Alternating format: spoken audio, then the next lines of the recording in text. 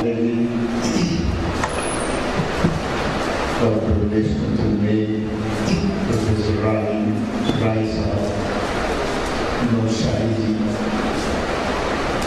अनेक बार प्रार्थना कर रहा था कि भाई असल में मैंने इनके सभी नॉवल कम से कम एक बार कुछ दो बार पढ़ने के बाद अनेक आलोचकों के विचार भी पढ़ लिए और उसके बाद मुझे ऐसा आभास हुआ कि इसके अलावा मैं और क्या कह सकता हूँ, क्योंकि वे जो साहित्य के धुरंधर विद्वान हैं और मैंने बहुत कम साहित्य का अध्ययन किया है और जिसे साहित्यिक सोच या शिल्प कहा जाता है उसके बारे में मुझे कोई ज्ञान नहीं है। हाँ, इतना मैं अवश्य कह सकता हूँ कि जब आज से कोई 15 बरस पहले राही साहब ने मुझे मित्रसेन मीत के नावल पढ़ने के लिए कहा तो पढ़ने के बाद ऐसा एहसास हुआ कि काफ़ी सारे वो मामले जिनके बारे में मैं अपनी क्लासों में और लेखनी में चर्चा तो करता था लेकिन कुछ धुंधल का सा था, बात सही मानों में पकड़ में नहीं आती थी। इसने साफ किया और मुझे लोकतंत्र की व्यवस्था, कानूनी व्यवस्था, ये फौजदारी मुकदमा, पुलिस, राजनीति और हमारे न्यायालय, इनके अंतर संबंधों को समझने का बेहतर किस्म की सुविधा इस नॉवल में, क्योंकि ये तो हम जानते थे जब हम क्लासिकल डेमोक्रेसी की बात करते हैं तो एक्चुअली उस वक्त की धारणा ये थी कि जो ये लफ्ज़ है डेमोस, इसका अर्थ कुछ बनता था कि नागरिक या नागरिकों की सभा, और इसका एक और अर्थ बनता था गरीब किस्म के आम लोग। और उस क्लासिकल डेमोक्रेसी के ज़माने में जिस वक्त प्लेटो और एरिस्टोटल बाद में लिखते थे तो ये कहा जाता था कि भाई लोकतंत्र का असल वास्तव में एक ही धर्म है, एक ही मुद्दा है कि ये राज्य की शक्ति को अपने काबू में रख सके। जिस हद तक ये नागरिक राज्य की शक्ति को अपने काबू में रख पाएंगे और उस नियंत्रण को कुछ स्थायी बनाएंगे, उतना ही संभावना है कि इन पे शोषण कुछ कम हो। ये बात कि राज्य में रहते हुए नागरिकों का शोषण होना है, ये तो विधान है। लोकतंत्र की सुविधा ये है कि इसमें लोगों के जो एनफोर्सिएबल किस्म के राइट्स उनका जिक्र किया जाता है और वो लोग अगर राज्य पर कंट्रोल कर पाए तो उसी में उसका बचाव हो सकता है। और जब ये बचाव ढीला हुआ तो वो उस रिपब्लिक गणतंत्र की समाप्ति हो गई और इसके ऊपर बना रोमन एम्पायर। उस वक्त के जो सबसे बड़े साहित्यकार हैं प्लूटार्क, वो उस समय ये लिखते हैं कि फिर चुनावों के लिए धनवानों की खोज होने लगी। धनवान राजनीतिज्ञों को अपने पालतुओं की तरह आगे लाने लगे। जब धन का और राज्य शक्ति का इस प्रकार का जोड़ हो गया तो लोगों के हाथ से, कंट्रोल से बात निकल चली और गणतंत्र का विध्वंस हो गया। तो ये बातें जो आज हम कर रहे हैं 21वीं सदी में, ये तो ईसा से पहले, बेशक वो पेरिकलीज है, लेकिन कितनी आसानी से वो आदमी कहता है कि सामाजिक व्यवस्था बनाई जाए, इसके ऊपर बहस करते हैं। उस वक्त के धुरंधर विद्वान हैं, वो सभी पेपर्स अवेलेबल आज। उसमें एक बुनियादी जिस पे सहमति है कंप्लीट, वो ये है कि निजी संपत्ति की सुरक्षा का प्रबंध कैसे। राज्य का सबसे पहला धर्म जीवन और निजी संपत्ति की सुरक्षा है।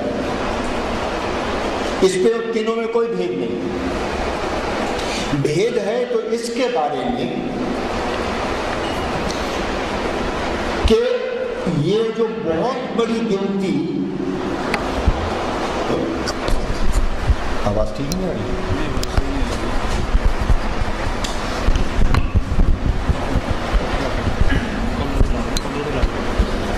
सॉरी जी,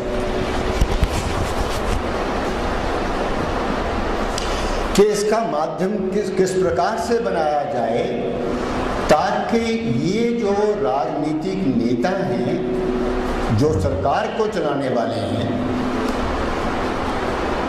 जो इन संस्थाओं पर नियंत्रण रखते हैं,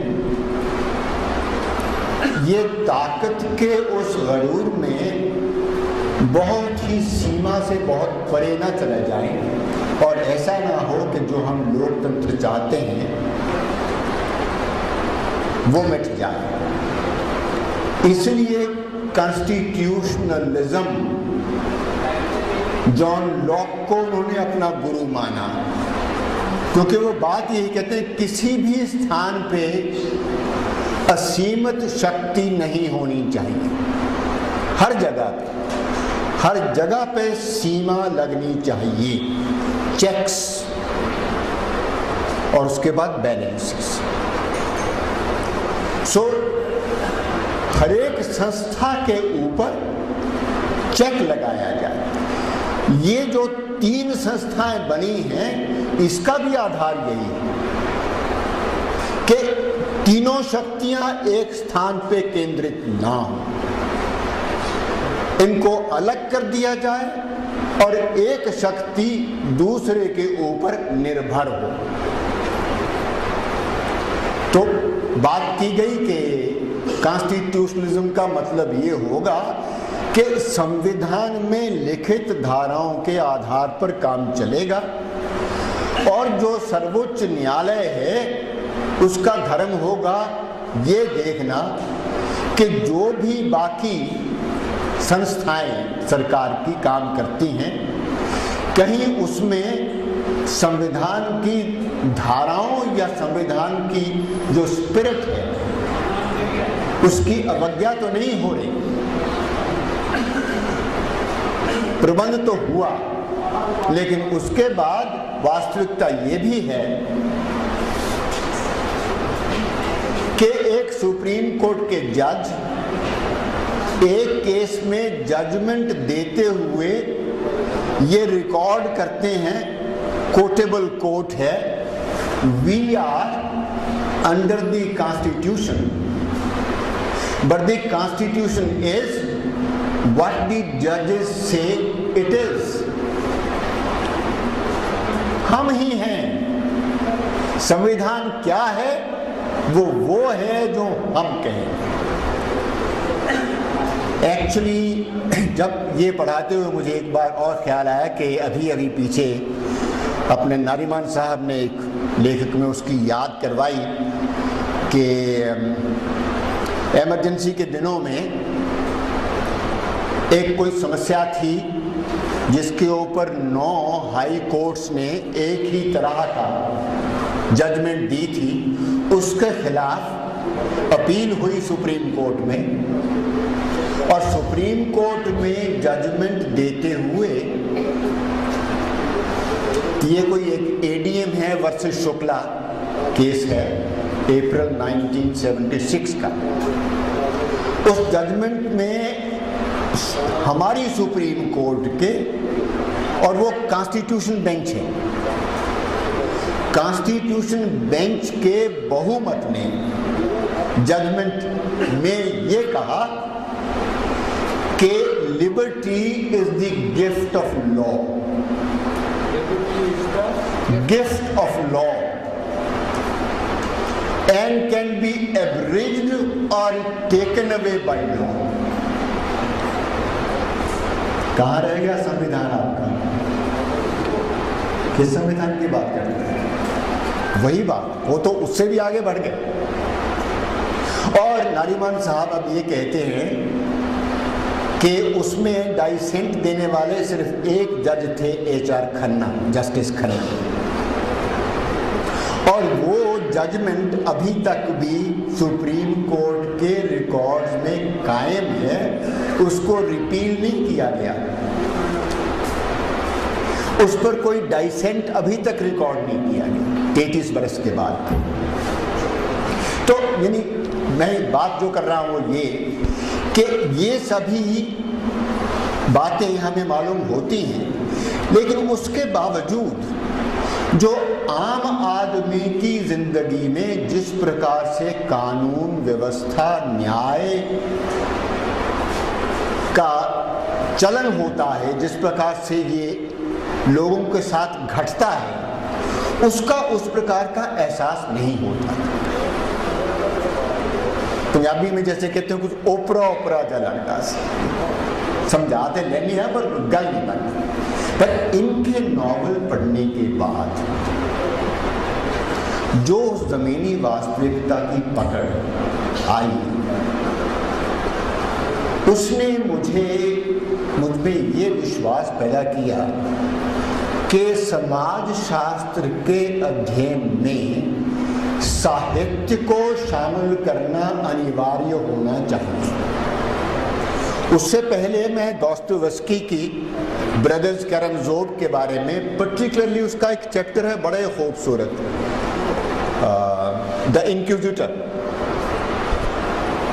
जिसमें वो एक कैरेक्टर जैसे बनाता है कि भाई ईसा मसीह दोबारा आए हैं, लेकिन उस समय के जो ठेकेदार हैं धर्म के, वो किस तरह की कानूनी धारणाएं इस्तेमाल करते हैं कि आपका ज़माना गया, आप तो चले गए, अब तो ईसाई धर्म क्या है और ईसा क्या था और ईसा क्या कह सकता था, उसने क्या कहा था, इसकी व्याख्या तो उसका अधिकार हमारे पास है, तुम कौन होते हैं? तो मैं उस वक्त मैंने अपने बोर्ड ऑफ स्टडीज़ में प्रपोज किया, लेकिन कहीं कामयाबी नहीं मिली, कि समाज शास्त्र में sociology, political science, anthropology, psychology, इन सब में ये ज़रूरी होना चाहिए कि बच्चों को उसके मेल का साहित्य जरूर पढ़ाएं, नहीं तो ये काफ़ी हद तक जो हम पढ़ते पढ़ाते हैं सोशल साइंसेज में, ये एब्स्ट्रैक्ट लेवल पे रह जाती है बात। इसका चलन कैसे चलता है? विभिन्न प्रकार के संस्थाओं में काम करने वाले व्यक्ति, उनकी मानसिकताएं, उनके हित, उनके अंतर संबंध, वो उसी कानून की व्याख्या करके किस प्रकार से उसका प्रयोग करते हैं, इसकी समझ आम लोगों को नहीं आ सकती विद्यार्थियों।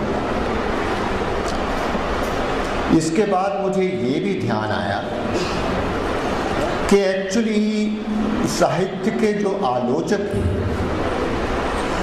अगर वो भी समाज शास्त्रों का अध्ययन ज्यादा करते रहे तो उनको भी साहित्य के समझने और उस पर ठीक किस्म की आलोचना करने में सिर्फ सुविधा ही नहीं बल्कि काफी ज्यादा लाभ।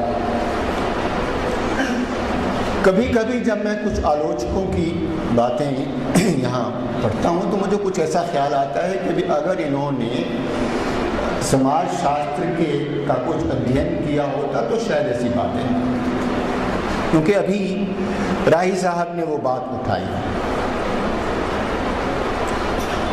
प्राइवेट प्रॉपर्टी की या इनकलाब की। प्राइवेट प्रॉपर्टी की आपने भी बात की। अब ये इनके नॉवलों में ये बात पढ़ लेना कि मित्र सेन मीत ये मैसेज दे रहे हैं कि ठीक तरह का समाज बनाने के लिए प्राइवेट प्रॉपर्टी का खात्मा होना जरूरी है। अब मुझे ईमानदारी से मैं बात कर रहा हूं कि मुझे तो इस प्रकार का मैसेज उसमें नहीं मिलता। ये भी कहा गया कि मित्र सेन मीत ये संदेश दे रहे हैं कि जिस प्रकार की ये गंदगी, अमानवीयता, क्रूरता पेश होती है नंगे ढंग से,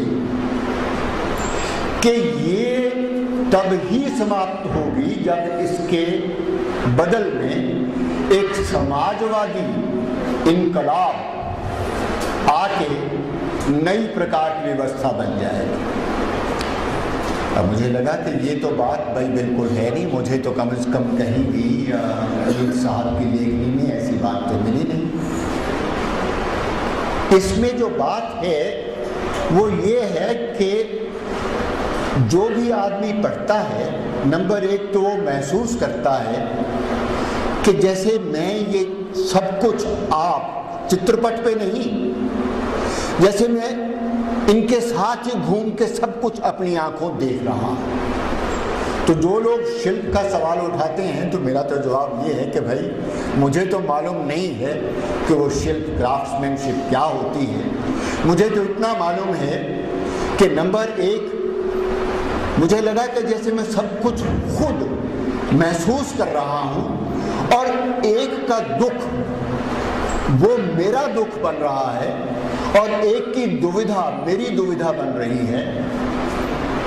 और जब बेचारगी, लाचारगी, एक वकील है वो कहता है मैं लाचार हूं, मैं अपनी भांजी से, नेहा से जो स्टेटमेंट लिखवा रहा हूं वो झूठ है, पर मैं क्या करूं? अगर कानून में रह करके कुछ फायदा उठाना है तो भाई हमें इस तरह की कहानी गढ़नी होगी। नेहा को तैयार किया जा रहा है कि भाई अगर आपने इस कानूनी लड़ाई को लड़ना है तो फिर तो ये काम करना होगा। जो पुलिसमैन ज्यादती कर रहा है, धक्का कर रहा है, रिश्वत ले रहा है, उसके बारे में भी वो क्या करे बेचारा। राय साहब को तो बिल्कुल बखूबी मालूम होगा, पिछले कुछ बरस से मेरा भी बास था पुलिस वालों के साथ, कुछ ज्यादा पड़ रहा है। एक्चुअली ये है कि जैसे इनके नॉवल में वो बात चर्चा आती है कि अगर एक पुलिस का एएसआई, हेड कांस्टेबल, उसकी अगर ड्यूटी है कोर्ट तक जाने की या प्रोसिक्यूशन के डिस्ट्रिक्ट अटॉर्नी को मिलने की, जो एडवोकेट है गवर्नमेंट एडवोकेट को उनको मिलने की, जो भी उसने ड्राफ्ट तैयार करना है, उसके लिए जो भी उसने कहीं ट्रैवल करना है, हर एक स्तर पर पुलिस वाले एएसआई कांस्टेबल, हेड कांस्टेबल को खुद रिश्वत देनी पड़ती है। उसका कदम कदम पे कोर्ट तक जाने तक 4-5 ऐसे पड़ाव आएंगे जिसमें वो पुलिस वाला कर्मी पुलिस का ही काम करवाने के लिए, सरकारी काम करवाने के लिए खुद रिश्वत देता है दूसरे अधिकारियों को।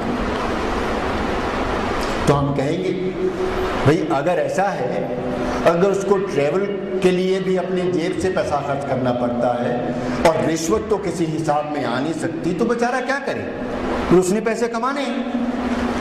यानी एक किस्म की रैशनलाइजेशन, हर एक की बेचारगी।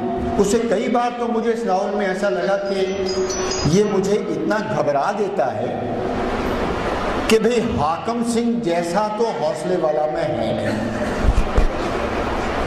इतना हौसला करना मेरे बस की बात नहीं।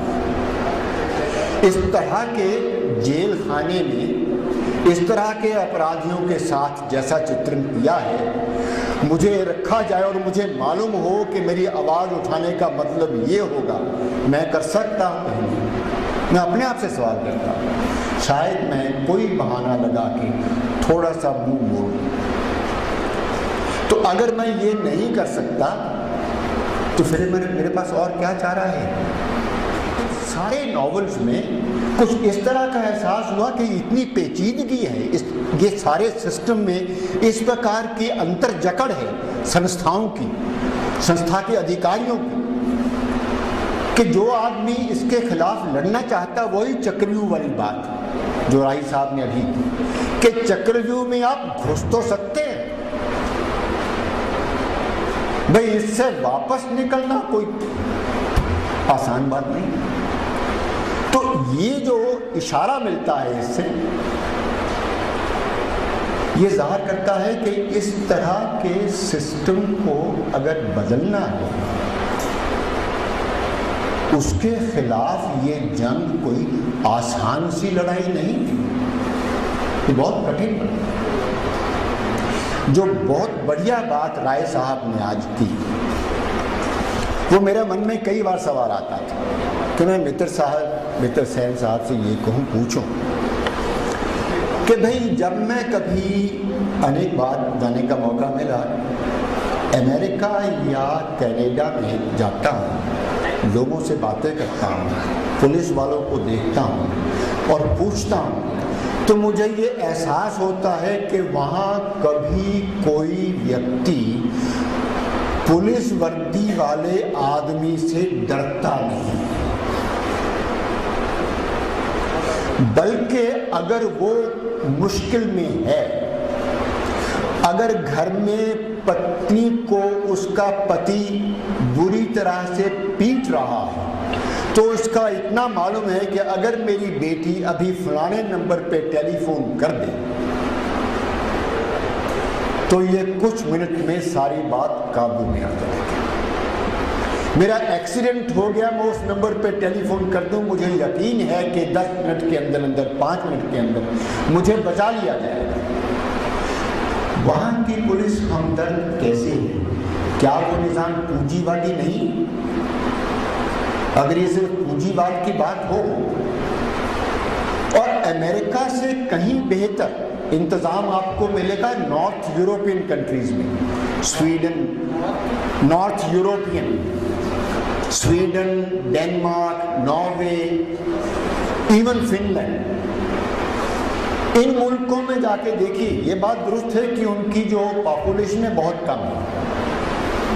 हम ये बहाना लगा सकते हैं कि हमारी समस्याएं बहुत बड़ी हैं, लेकिन सवाल तो मानसिकता की है कि ये जो बात इन्होंने आज कही, सशक्त समाज, एम्पावर्ड पीपल, ये नहीं कि वहाँ करप्शन नहीं है, ये भी नहीं कि वहाँ पुलिस टॉर्चर नहीं करती, ये भी नहीं कि वहाँ कैदी नहीं है। एक्चुअली तो असल बात यह है कि दुनिया भर में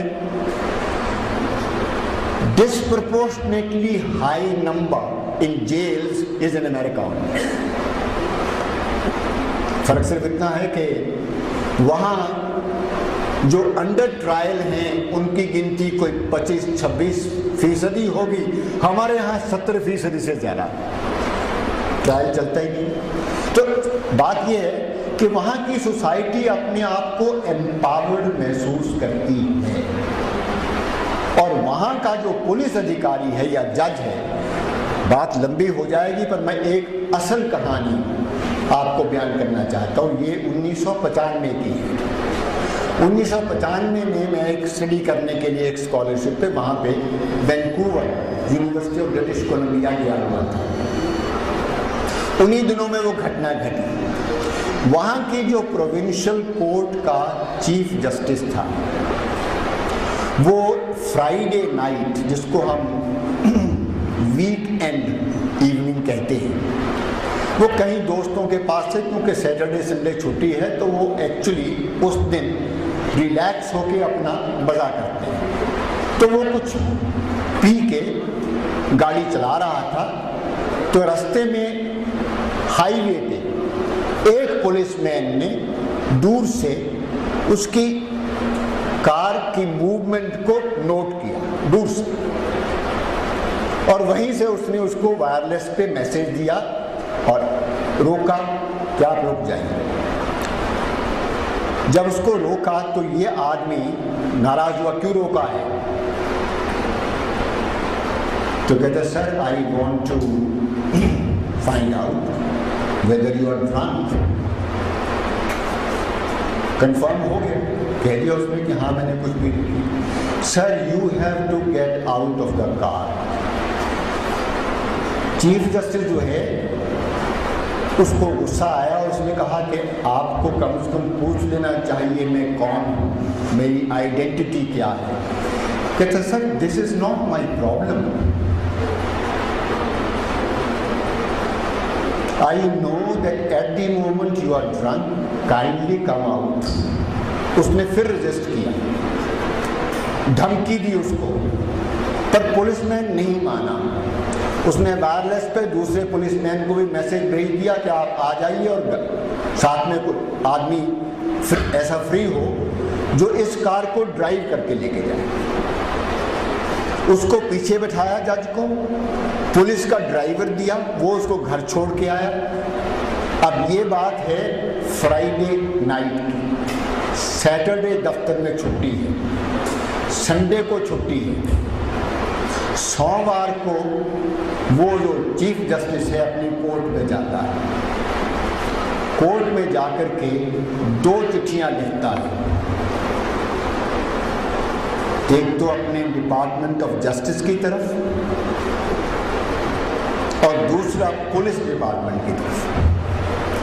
पुलिस डिपार्टमेंट को वो चिट्ठी लिख रहा है कि आपके, मुझे मालूम नहीं वो पुलिस अफसर कौन है, पर इस स्थान पे इतने बज के इतने मिनट पे जो भी ड्यूटी पर था,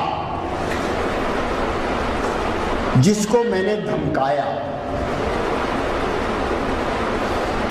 उसको बहुत बड़ा इनाम मिलना चाहिए।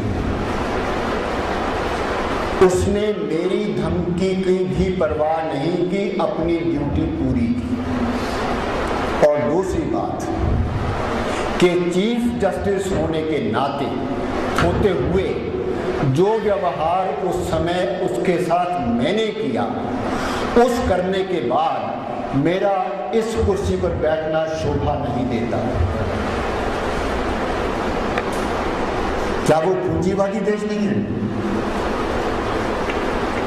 क्या हम सिर्फ ये कह के छुटकारा कर सकते हैं कि हिंदुस्तान में जितनी गंदगी है वो सिर्फ इसलिए कि यहाँ पूंजीवाद है? ये क्या है इसके अलावा? इसके अलावा सिविल सोसाइटी की बात है, और जो संस्कृति की बात कही, जो शाही साहब बात करते थे, अपनी संस्कृति की बात। असल में जैसे ये वो अपने सुधीर कक्कड़ है, वो इंडियन माइंड की बात करते हैं। ए.के. रामानुजन का उन्होंने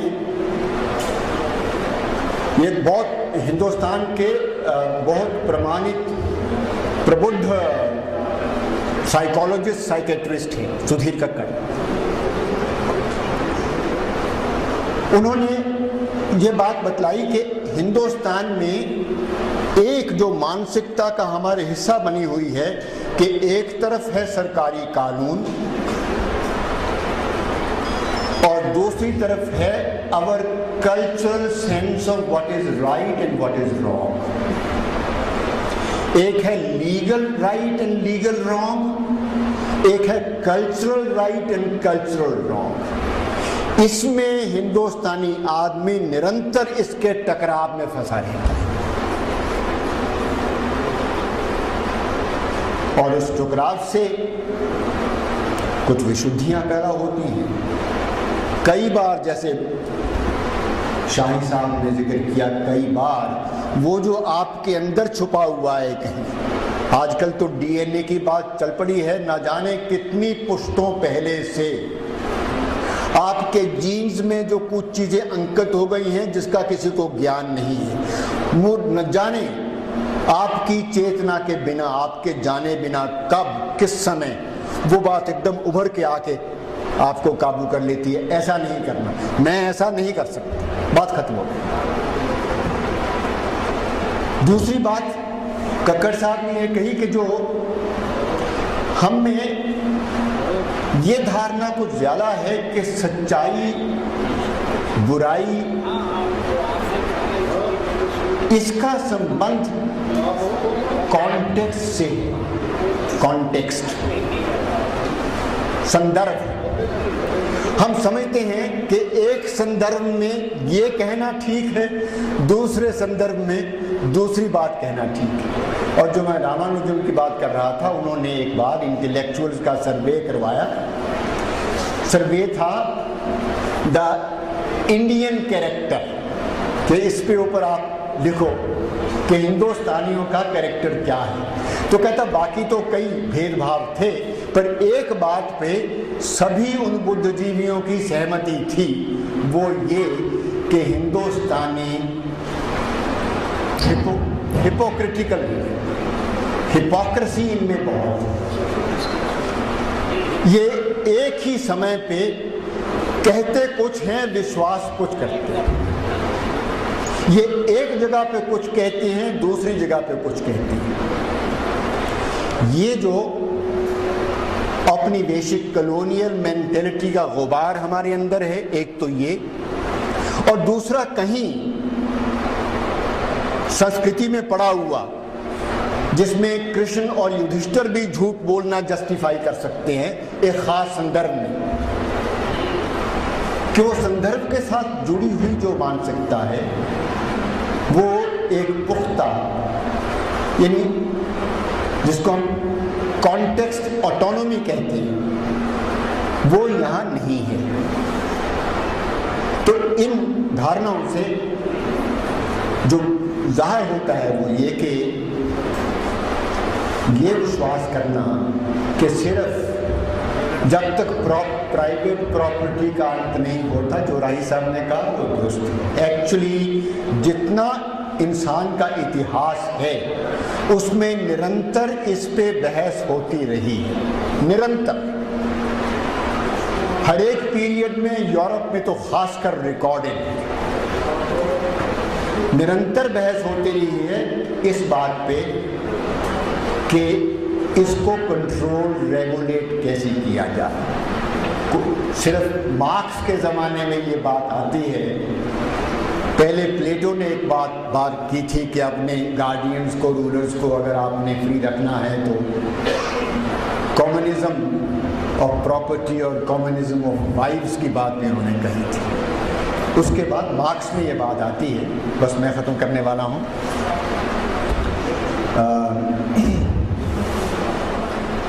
लेकिन ये जो धारणा है, मैं ख़ास इसीलिए चर्चा करना चाहता था कि ये विश्वास करना कि इसका बदल आ जाएगा अगर समाजवादी इनकलाब आए। नहीं, अगर नहीं आए तो फिर क्या करना है? उससे कम हमारे पास कोई इलाज नहीं है रेवोल्यूशन के बिना। बहुत से दोस्त हैं जो रेवोल्यूशन से कम के कुछ करने के लिए तैयार नहीं है। मैं सिर्फ ये कहना चाहता हूँ कि मित्र सेन मीत के नावलों में इस तरह का कोई इशारा मात्र नहीं है। ये धारणा गलत है जिन लोगों ने इस्तेमाल किया, और ये उसमें स्ट्रगल है कि आदमी संवेदनशील। और अब तो खैर बहुत कुछ मार्क्सिज्म के बारे में और जो स्टालिन के समय में जो रूस में हुआ उसके बारे में बहुत कुछ निकल चुका है। हमें समझ आ जानी चाहिए कि सिर्फ तर्क बुद्धि से इंसानी और सामाजिक समस्याओं के हल नहीं निकलते। तर्क बुद्धि बहुत ज़रूरी है, ये बुनियादी है, पर सिर्फ तर्क से उसका हल नहीं निकलता। उसके साथ जो राही साहब ने वो बात कही, इंसानी संवेदना, ये संवेदनशीलता जो इनके नावलों में आपको पग पग पर नजर आती है, वो ज़रूरी है। और अगर ये नावल किसी हद तक समाज में लोगों को अधिक संवेदनशील बना पाएंगे, जैसा लग रहा है कि अगर सभी एकेडमियों में, पुलिस में ये जाएगा, तो कम से कम वो लोग सोचना शुरू तो करेंगे, महसूस करना शुरू करेंगे, सिर्फ सोचना नहीं। जब वो महसूस करना शुरू करेंगे तो माइंड सेट की जो बात अब यहाँ चली थी, माइंड सेट को बदलने की प्रक्रिया शुरू हो जाती है। बहुत बहुत आपका धन्यवाद। मुझे नहीं मालूम कि मैंने कोई सिस्टमैटिकल बात की है कि नहीं, पर जो मेरे मन में इस वक्त आया मैं बात है। Thank you.